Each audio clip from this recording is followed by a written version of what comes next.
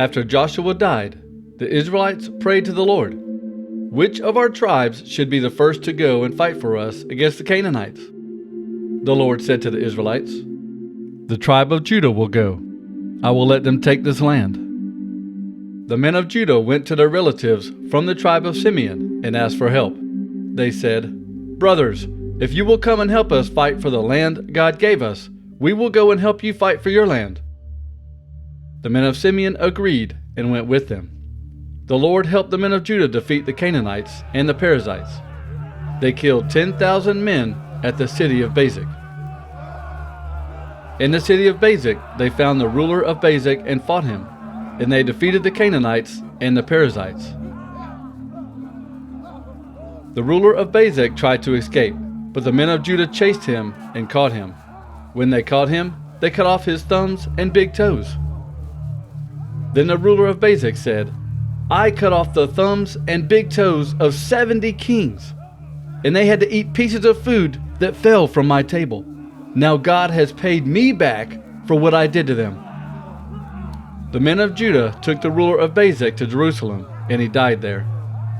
The men of Judah fought against Jerusalem and captured it. They used their swords to kill the people of Jerusalem. Then they burned the city. Later, they went down to fight against some more Canaanites who lived in the hill country, in the Negev, and in the western foothills. Then the men of Judah went to fight against the Canaanites who lived in the city of Hebron. Hebron used to be called Kiriath Arba. They defeated the men named Shishai, Iman, and Talmai. The men of Judah left that place. They went to the city of Debir to fight against the people there. In the past, Debir was called Kiriath Sefer. Before they started to fight, Caleb made a promise to the men. He said, "I will give my daughter Aksa in marriage to whoever attacks and conquers Kiriath Sefer." Caleb had a younger brother named Kenaz. Kenaz had a son named Othniel. Othniel captured the city of Kiriath Sefer. So Caleb gave his daughter Aksa to Othniel to be his wife. Aksa went to live with Othniel. Othniel told Aksa to ask her father for some land. She went to her father. When she got off her donkey, Caleb asked her, "What is wrong?" Aksa answered him, "Give me a blessing. You gave me dry desert land in the Negev. Please give me some land with water on it." So Caleb gave her what she wanted. He gave her the upper and lower pools of water in that land. The Kenites left the city of palm trees and went with the men of Judah. They went to the desert of Judah to live with the people there. This was in the Negev near the city Arad. The Kenites were from the family of Moses' father-in-law.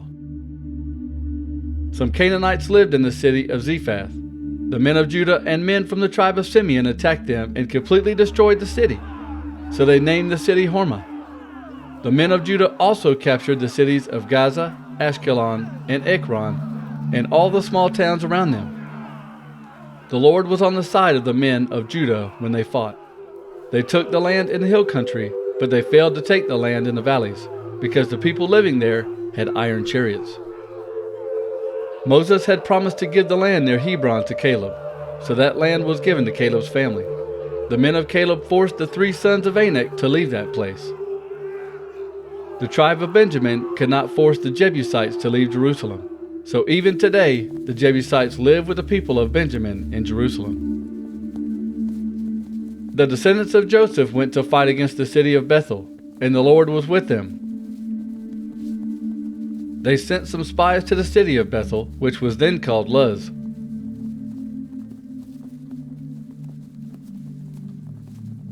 While the spies were watching, they saw a man come out of the city. They said to the man, "Show us a secret way into the city. If you help us, we will not hurt you." The man showed the spies the secret way into the city. The men of Joseph used their swords to kill the people of Bethel, but they did not hurt the man who helped them or anyone in his family. The man and his family were allowed to go free. He went to the land where the Hittites lived and built a city. He named it Luz, and that city is still called Luz today. There were Canaanites living in the cities of Bethshean, Tanakh, Dor, Ableam, Megiddo, and the small towns around the cities.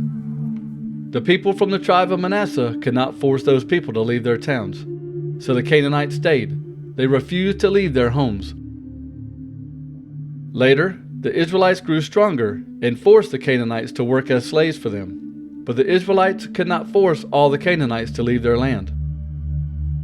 There were Canaanites living in Gezer, and the Ephraimites did not make all the Canaanites leave their land.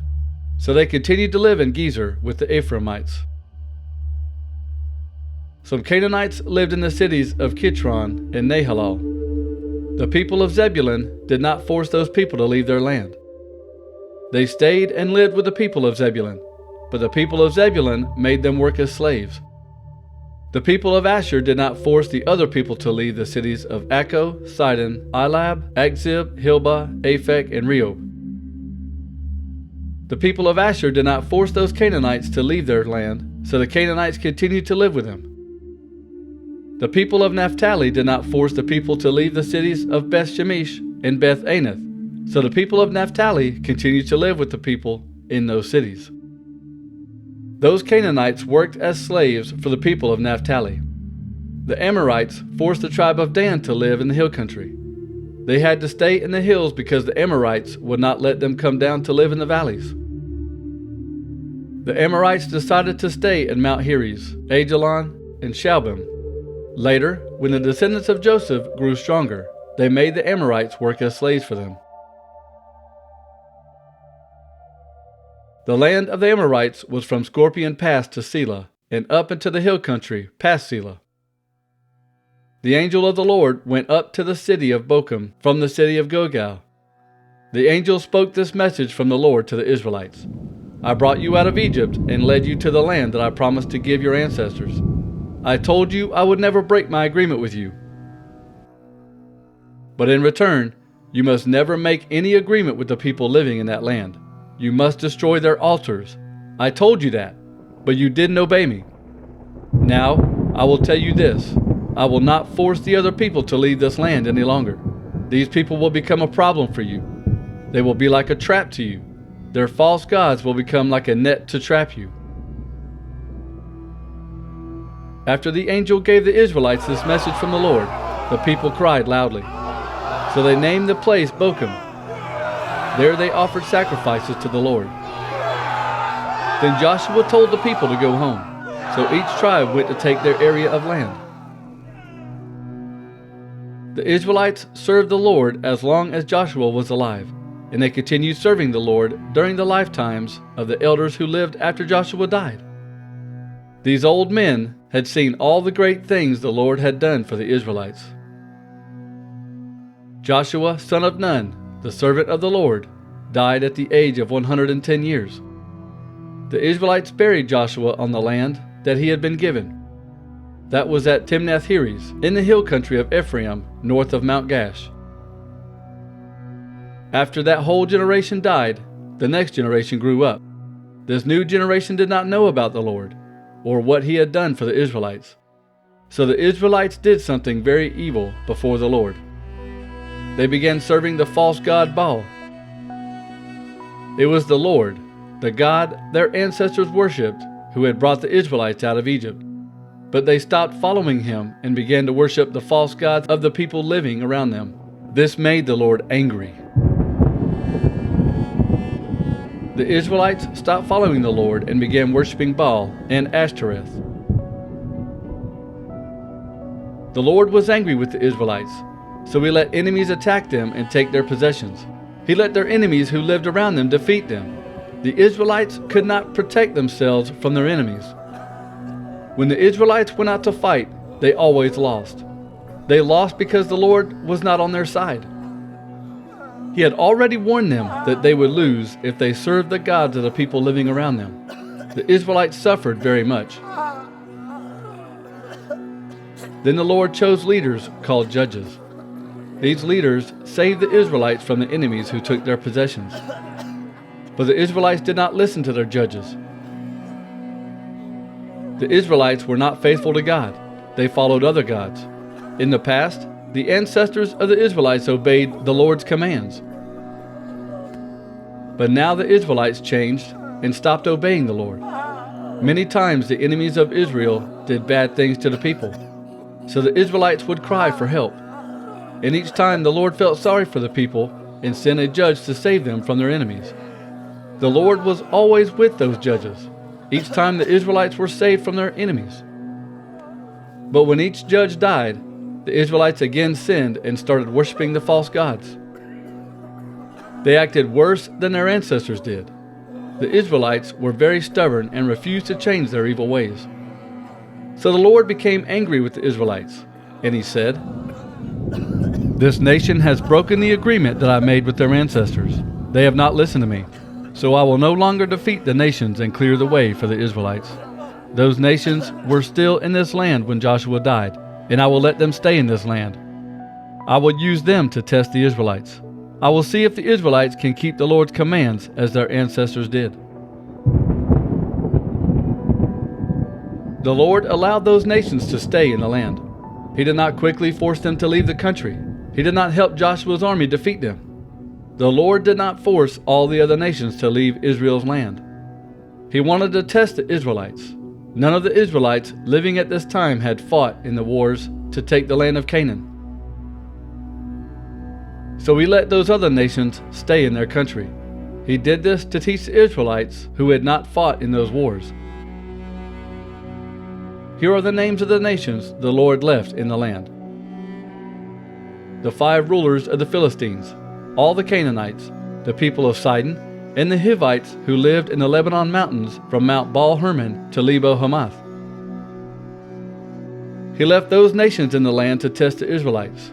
He wanted to see if the Israelites would obey the Lord's commands that he had given to their ancestors through Moses. The Israelites lived with the Canaanites, Hittites, the Amorites, Perizzites, Hivites, and Jebusites. The Israelites began to marry the daughters of those people. They allowed their own daughters to marry the sons of those people. The Israelites also began to worship their gods. The Lord saw that the Israelites did evil things. They forgot about the Lord their God and served the false gods of Baal and Asherah. The Lord was angry with the Israelites, so he allowed King Cushan-Rishathaim of Aram-Naharaim to defeat the Israelites and to rule over them. The Israelites were under that king's rule for 8 years. But the Israelites cried to the Lord for help, and the Lord sent a man named Othniel to save them. He was the son of Kenaz, who was Caleb's younger brother. Othniel saved the Israelites. The Spirit of the Lord filled Othniel, and he became a judge for the Israelites. He led the Israelites to war. The Lord helped Othniel defeat King Cushan-Rishathaim of Aram. So the land was at peace for 40 years, until Othniel, son of Kenaz, died. Again the Israelites did things the Lord considered evil, and the Lord saw them doing these things. So the Lord gave King Eglon of Moab power to defeat the Israelites. Eglon got help from the Ammonites and the Amalekites. They joined him and attacked the Israelites. Eglon and his army defeated the Israelites and forced them to leave the city of palm trees. King Eglon of Moab ruled over the Israelites for 18 years. The Israelites cried to the Lord for help, so he sent a man named Ehud, son of Gera, to save them. Ehud was from the tribe of Benjamin and was trained to fight with his left hand. The Israelites sent Ehud with a gift to King Eglon of Moab. Ehud made himself a sword with 2 sharp edges that was about 12 inches long. He tied the sword to his right thigh and hid it under his uniform. So Ehud brought the gift to King Eglon of Moab. Eglon was a very fat man. After offering the gift, Ehud left the palace with the men who had carried the gift. When Ehud reached the statues near Gilgal, he turned and went back to King Eglon and said, "King, I have a secret message for you." The king told him to be quiet, and then sent all the servants out of the room. Ehud went to the king. The king was sitting all alone in the upper room of his palace. Then Ehud said, "I have a message from God for you." The king stood up from his throne. He was very close to Ehud. As the king was getting up from his throne, Ehud reached with his left hand and took out the sword that was tied to his right thigh. Then he pushed the sword into the king's belly. The sword went into Eglon's belly so far that even the handle sank in, and the fat closed around it. The point of the blade came out his back. Ehud left the sword inside Eglon. Then Ehud went out of the private room, closed the doors to the upper room, and locked the king inside. Ehud then left the main room, and the servants went back in. The servants found the doors to the upper room locked, so they said, "The king must be relieving himself in his private toilet." The servants waited for a long time, but the king never opened the doors to the upper room. Finally, the servants got worried. They got the key and unlocked the doors. When the servants entered, they saw their king lying dead on the floor. While the servants were waiting for the king, Ehud had time to escape. He passed by the statues and went toward the place named Seirah.